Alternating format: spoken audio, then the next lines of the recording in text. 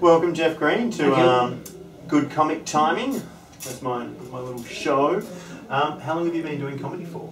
Started doing comedy. Well, went to my first gig in October 1987. Yeah. You weren't even born then. No, but, I was. And I did my first gig in 1988, April 1988. Yeah. In front of 6 people at a place called Funny Business at Fergie's in Stoke Newington, and got booking, got rebooked.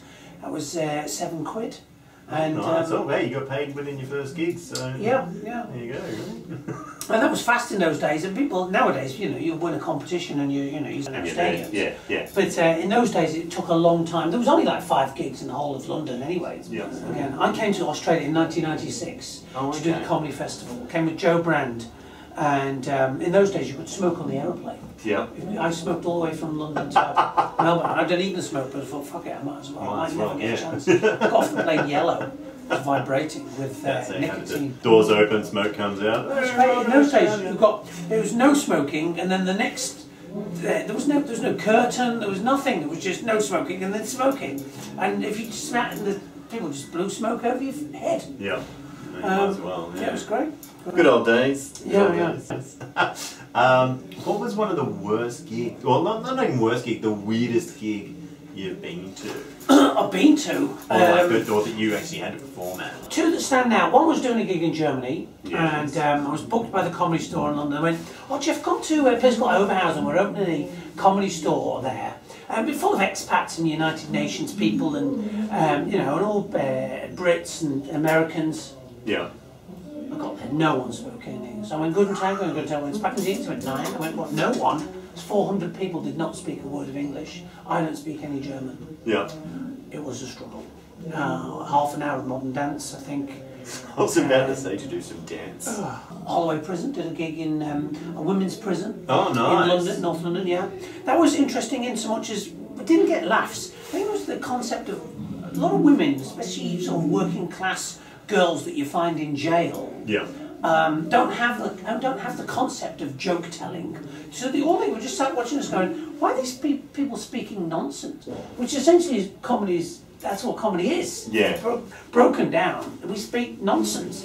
They just couldn't get why we weren't making any sense. So then they realised we weren't worth watching. So they just started doing little drug deals amongst themselves. Do you find you're the same sort of persona on stage as off stage? Like, are you a bit more amped up on stage or relaxed? No, more focused. More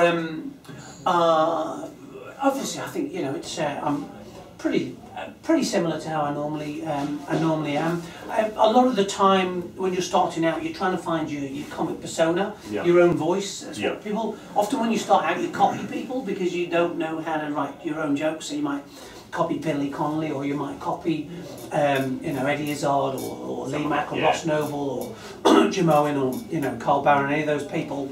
And then over the years, and often it does take years of just turning your material over, you start to find out who you are and what you want to talk about. So one would hope after 20 years your persona on stage is pretty similar to who you are. Yeah, exactly. You've got a fair few things running around on YouTube, haven't you? You've got the 13 O'Clock Show is one of them that I know. Yeah, 13 O'Clock Show. Yeah, that's a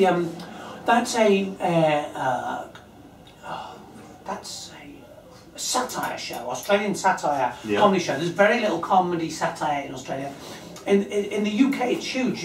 All the big shows are basic news-based comedy. So Mock the Week, Have I Got News for You, the news quiz on Radio 4. Yeah. People want to see the world, dissected in a comedic manner.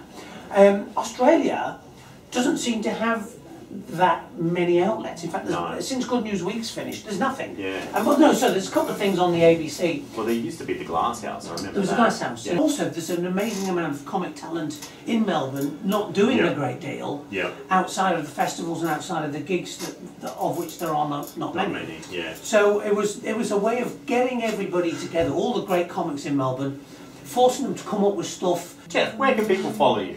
Well, I'm on Twitter, Jeff Green 007. 007, exactly. Nice. Hopefully well remembered. Facebook, jeffgreen.net.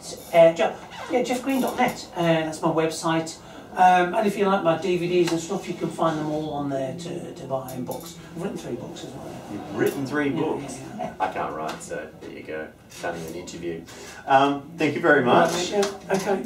Chatting to people, it's part of the fun of it, especially if you've had a good gig and, you always run the risk of them just walking straight past and you making you look a tool, but... You're like, oh, you don't want to chat? Yeah.